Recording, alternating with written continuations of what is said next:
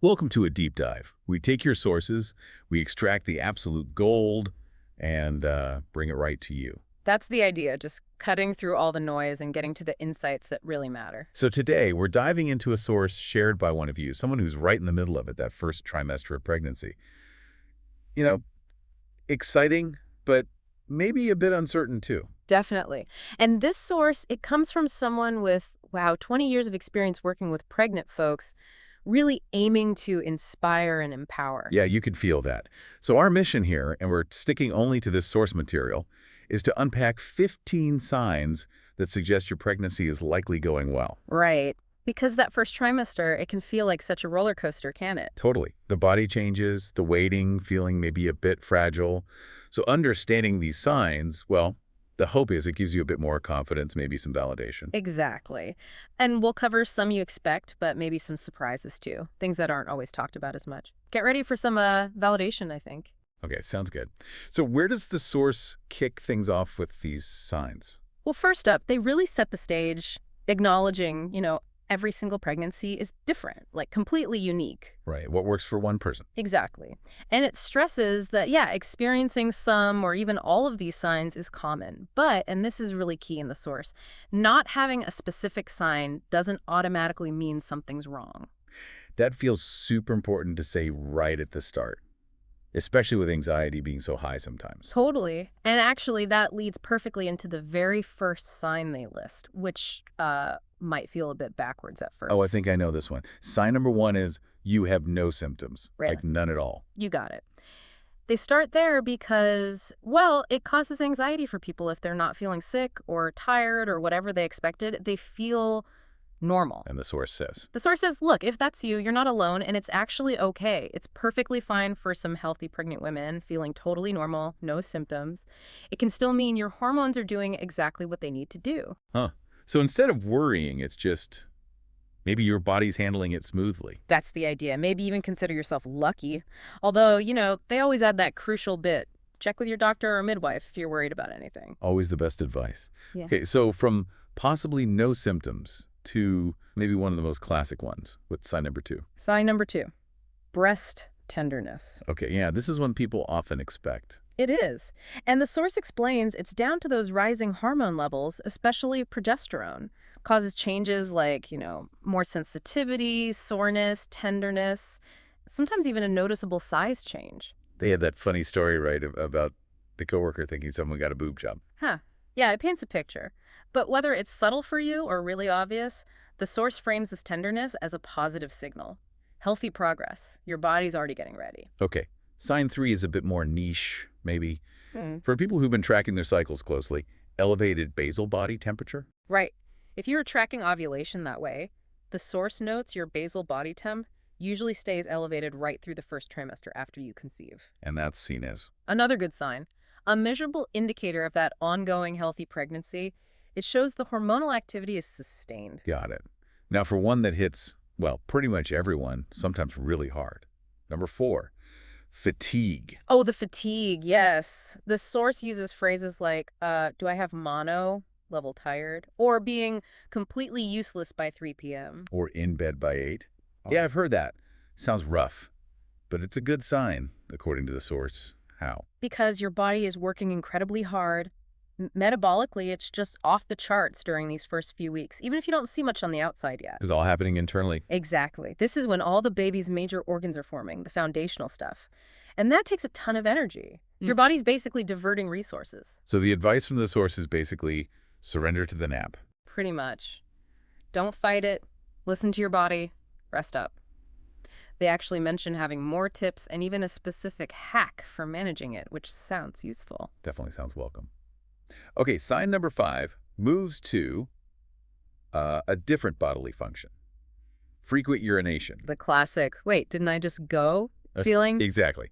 Needing to pee way more often, and it can start really early, right? Before the baby's even big enough to press on things. Yeah, the source says it's 2 things, mainly. 1, your uterus is already growing and shifting, maybe putting a little pressure down there. But also, you have significantly more blood flow, and your kidneys are processing all that extra volume. Oh, so the kidneys are working harder too. They really are. So, yeah, it's presented as just a normal sign your body's adjusting. Okay. Number 6 is a really interesting one, the sensory changes. Increased sense of smell. Yeah, this one's fascinating. Super sensitivity to smells is really common. Again, hormones are the culprit, specifically estrogen, according to the source. It can make smells seem way more intense. Sometimes good smells, often not so good smells. Like that story the source included. The listener avoiding parts of her own house because they smelled weird and gross, but no one else noticed. Perfect example. It shows how strong it can be. And the source mentions this interesting theory, like maybe historically it helped pregnant women avoid potentially bad food, kind of a protective instinct. Huh, makes sense. So another normal adaptive thing your body's doing. Exactly. Sign 7, we see it on the outside. Skin changes. Right, those hormones affect skin too.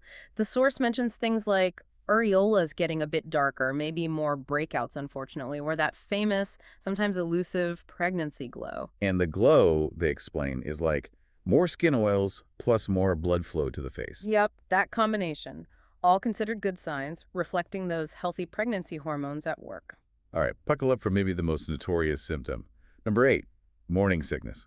Yeah, the source is upfront, acknowledging this one can totally suck. It's often really unpleasant. But still, it's often seen as a positive sign, right? Why is that? Well, the source confirms it can be. It's linked to those rising levels of hormones like HCG and GDF-15, which are vital for sustaining the pregnancy early on. But, and this seems really important, the source adds a big caveat here. A huge one. Because they clearly state, look, while it's common and often reassuring if you do have it, about 20% of women with perfectly healthy pregnancies never get morning sickness at all. Wow, 20% is quite a few. So not feeling sick doesn't mean anything's wrong. Absolutely not. Crucial reassurance. And if you do have it, especially badly, they share this quite moving story about the source's sister having terrible sickness. Like, couldn't keep anything down. Right, and they found something that helped. Yeah, they mentioned finding an energy rebalancing technique that helped her body process the hormones more easily. And it's something the source actually teaches now. Interesting. Okay, moving to number 9, mild cramps. Like those light period type cramps you might get early on. Yeah, exactly. The source describes them that way. Usually just the uterus expanding, stretching. Like any muscle growing, it can cause a bit of mild discomfort. So mild aches, no bleeding, generally normal according to the source. Generally, yes. But, and this is the really critical part, the source stresses. If you have cramping with bleeding, you absolutely need to check in with your doctor or midwife right away. It could be okay, but it could also be serious. Okay, very important distinction. And for just the mild cramps, any tips mentioned? Yeah, gentle stretching, drinking more water, maybe a warm compress. They link it back to supporting the uterus. It's a muscle, remember? So good hydration, good circulation helps it adapt. Makes sense. Sign 10 says another ache, lower back pain. Similar idea, really, related to the uterus growing, things stretching, maybe posture shifting slightly. Some women get mild back pain. And similar advice, gentle movement. Pretty much. Gentle stretching, staying mobile, again, uncomfortable maybe, but presented as a normal part of the body adjusting. Number 11 takes us into feelings. Mood swings. Ah, yes.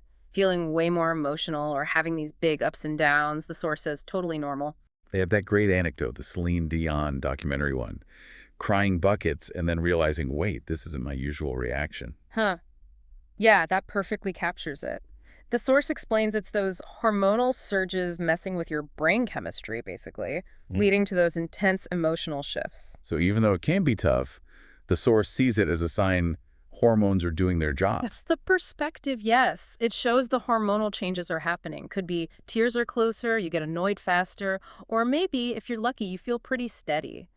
They do mention having a video resource for easing that emotional turbulence, too. Good to know. Sign 12, back to senses.